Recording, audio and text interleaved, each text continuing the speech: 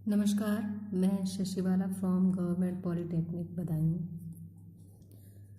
आज इस लेक्चर में हम प्रिंटिंग एंड पैकेजिंग टेक्नोलॉजी से रिलेटेड टाइप्स ऑफ इंक के बारे में बात करेंगे। टाइप्स ऑफ इंक में मैंने आपको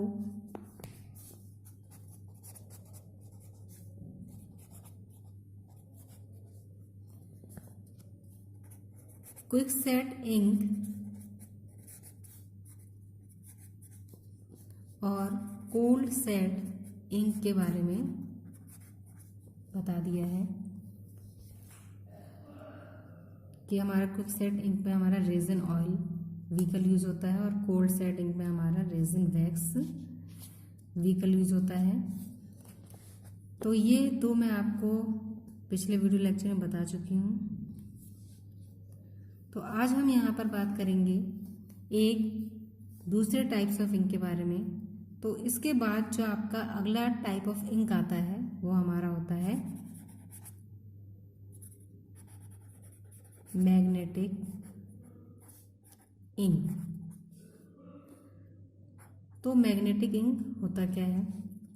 तो सबसे पहले मैग्नेटिक इंक आपका यूज कहाँ होता है इसके बारे में जानते हैं। मैग्नेटिक इंक जो आपकी होती है उसे सबसे ज़्यादा हम कोडिंग के लिए यूज करते हैं। तो जो आपकी मैग्नेटिक इंक है इसका इस्तेमाल ज़्यादातर MICR कोड के रूप में होता है। MICR code magnetic ink character recognition code होता है। MICR की फुल फॉर्म क्या है? Magnetic ink character recognition code. तो ये जो आपका MICR कोड होता है जिसमें हम मैग्नेटिक इंक का यूज करते हैं मोस्टली, तो ये आपका एक कैरेक्टर रिकॉग्निशन टेक्नोलॉजी होती है जिसे हम मुख्यतः या फिर ये कह सकते हैं मोस्टली बैंकिंग इंडस्ट्रीज के लिए यूज करते हैं। It is used mostly for banking industries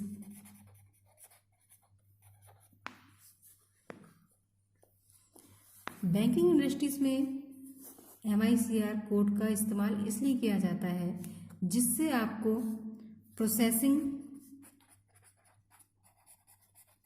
यानी बैंक की जो भी प्रोसेसिंग है और जो उसकी क्लियरेंस है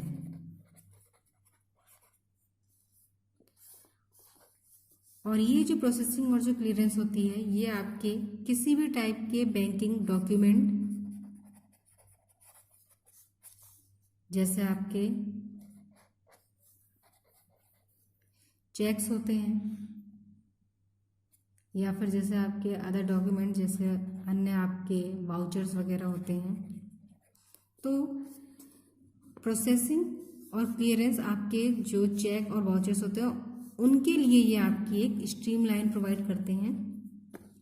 तो जितने भी आपके ये MICR कोड होते हैं जिसमें हम मैग्नेटिक इंक का यूज़ करते हैं ये आपके बैंकिंग इंडस्ट्रीज में जो आपके डॉक्यूमेंट होते हैं बैंक के चेक और वाउचर्स वगैरह इनकी प्रोसेसिंग और क्लियरेंस के लिए एक आपको स्ट्रीमलाइन प्रोवाइड करते हैं। इट प्रोवाइडेड स्ट्रीमलाइन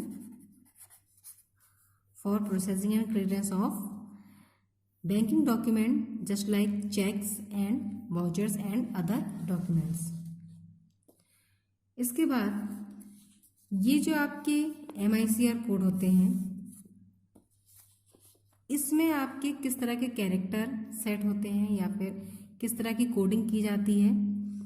तो यहाँ पर जो हम कोडिंग करते हैं तो इसमें क्या होते हैं आपके बैंक का कोड, bank account number, cheque number,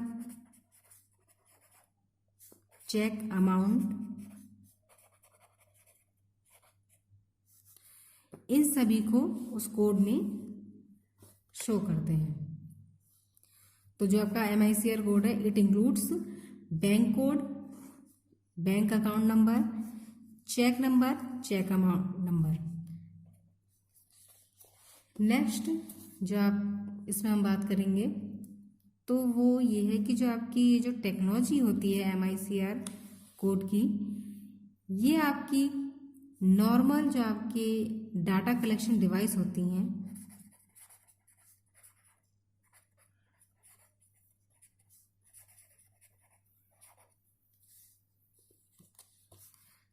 तो ये MICR रीडर के द्वारा बहुत आसानी से स्कैन की जा सकती हैं और जो आपके डाटा कलेक्शन डिवाइसेस होते हैं उनके द्वारा MICR कोड को बहुत आसानी से रीड किया जा सकता है।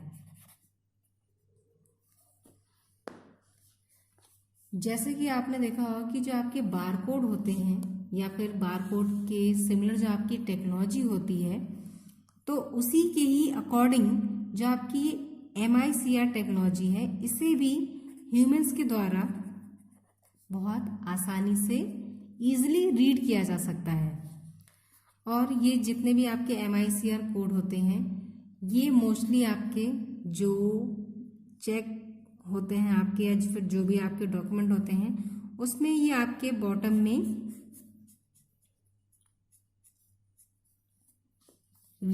राइट किए जाते हैं। अब हम बात करते हैं कि ये जो आपकी MICR कोडिंग में जो इंक आपकी यूज़ हो रही है, जो मैंने आपको पहले बताया था मैग्नेटिक इंक, इसका फॉर्मेशन कैसे होता है। तो इसको बनाने के लिए ये आपकी जो इंक होती है, ये आपकी एक्वास फॉर्म में होती है।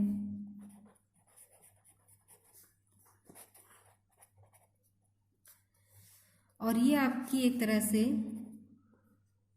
जेट टाइप होती है, तो इसलिए हम इसे क्या कहते हैं, इंक जेट। तो ये जो आपकी मैग्नेटिक इंक जेट इंक है, इसमें हमारे लगभग 20% से 60% vibrate magnetic iron oxide use किया जाता है। यानी कि जो आपकी मैग्नेटिक इंक होती है और स्पेशली जो आपकी MICR कोडिंग में यूज होती है, वो आपकी एक्वास फॉर्म में होती है और इसमें हमारा 20% से 60% के बीच के अमाउंट का जो कि हमारा वाइब्रेट होता है मैग्नेटिक आयरन ऑक्साइड का हम इसमें यूज करते हैं। इस मैग्नेटिक आयरन ऑक्साइड के साथ में इसमें cobalt doping plus pigment dispersion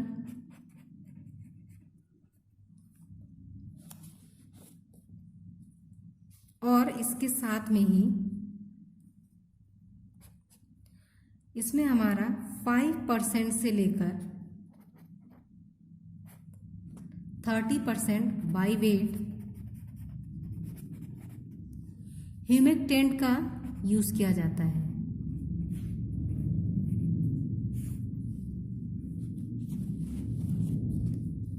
इन सभी के साथ ये जो पूरा आपका सॉल्यूशन बनता है, ये हमारा एक वाटर टाइप, जैसे मैंने आपको बताया थी एक्वस फॉर्म में होता है, यानी कि वाटर इसमें यूज होगा। तो ये आपका वाटर सॉल्यूशन इमल्शन होता है।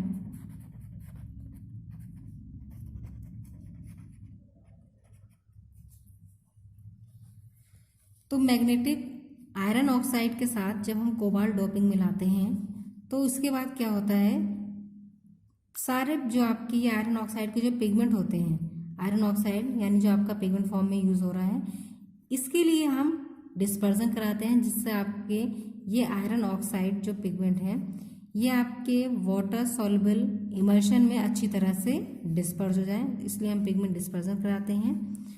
और इसमें ड्राइंग के लिए हम कोबाल्ट इस तरह के ड्रायर का यूज़ करते हैं। जैसे मैंने आपको बताया था, जो हम ड्रायर यूज़ करते हैं कोबाल्ट और मैग्नीज टाइप ड्रायर होते हैं। इसके साथ में हम इसमें ह्यूमिडेंट का इस्तेमाल करते हैं, जो हमारा 5% से लेकर 30% वाई वेट यूज़ किया जाता है। और ये जो आपका ह्यूमिडेंट होता है, ये इसमें मॉइस्चर बनाए रखने के लिए यूज़ होता है। नेक्स्ट अब हम इससे बात करते हैं, जो आपका डिस्पर्जन, मैंने ये बताया था कि इसमें मेनली जो आपका पिगमेंट का डिस्पर्जन है वो सबसे मेन पार्ट होता है, क्योंकि अगर पिगमेंट का डिस्पर्जन सही नहीं होगा और जो पार्टिकल्स का साइज रेंज है वो आपका एक्यूरेट नहीं होगा, तो ये जो आपकी इंक है वो पूरी अच्छी तरह से फॉर्मेट नहीं हो पाएगी। तो इसमें क्या करते हैं, जो पिगमेंट का डिस्पर्जन होता है,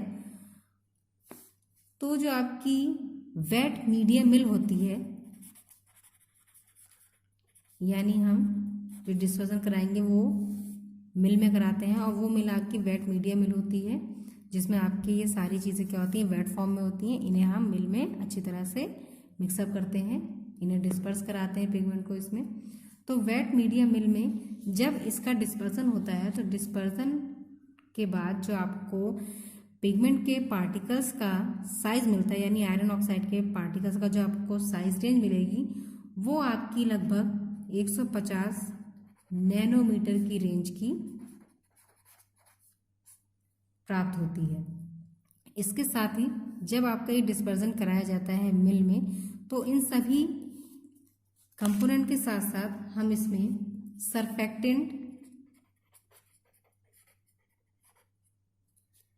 प्लस जेटिंग एजेंट और इसके साथ में हम कुछ स्टेबलाइजिंग